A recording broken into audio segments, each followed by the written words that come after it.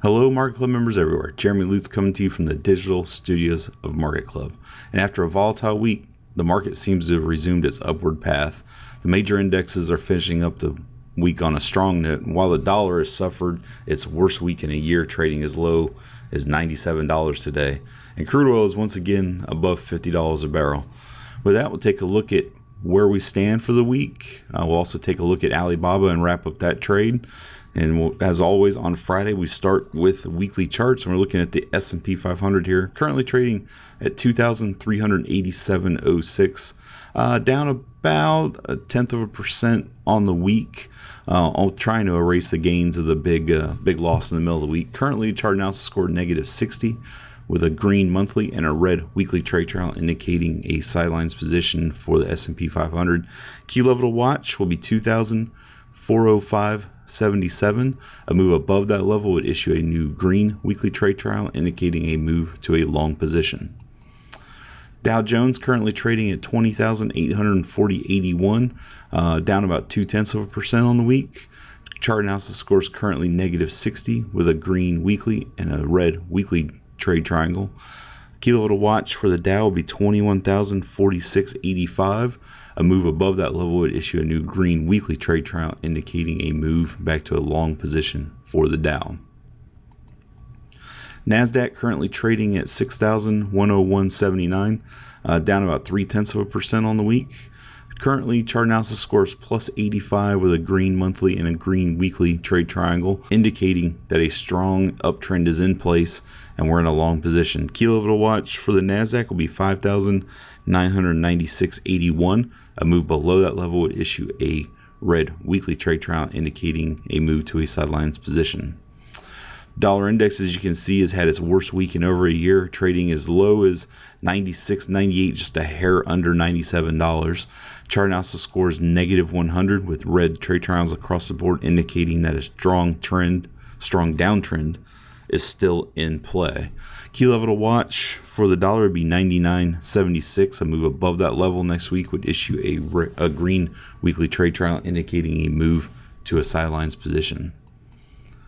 Crude oil currently trading at $50.57, above that $50 level, up about 2.3% on the week with a chart analysis score +60 with a green weekly and a green daily trade triangle on the chart, indicating that a strong short-term uptrend is in place. Key level to watch for crude oil will be 48.37. A move below that level would issue a red daily trade triangle, indicating a move to a sidelines position. And you may note I've actually moved this chart over to the July contract as we're coming up on expiration for the June contract. Gold currently trading at 1,254.30, up about 2% on the week, with the chart analysis score +75 with a red weekly and a green daily trade triangle. We're still waiting on a green weekly trade triangle to enter a long position for gold, and that will come at 1,272.40. A move above that level would issue a green weekly trade triangle indicating a long position for gold. And we'll move it, finally wrap it up here with Alibaba. Trading up about 3.6% for the week. Is kind of deceiving with the chart analysis score +90. However, we did get a red weekly trade triangle on the chart. We'll actually go to a daily chart here, and you'll see that we had our exit from our long position at 114.02. If you've been following along, we entered in February 22nd at 104.57, and we've held it waiting for a red weekly exit at 114.02, profiting a little over $9 a share, or 9% on the trade. Now, a lot of you are probably looking at charts like, well, why are we out? Well, if you follow the system, you do exit when you get a red weekly trade triangle. And on Thursday, before the market opened, Alibaba reported an earnings miss. Estimates were looking at 66 cents EPS. They reported 64-cent EPS. However, the revenue was up 60% over the same period the year before. So it's kind of odd to me that there was this big jump out of the stock early in the morning down there, and it traded all the way down to the 114 levels you can see here on the bottom wick of the candle. And of course, that did trigger our exit from the trade. Now you're saying to yourself, well, why do I see a chart analysis score +90, especially in my portfolio, that you see a green weekly as indicated by the yellow box here?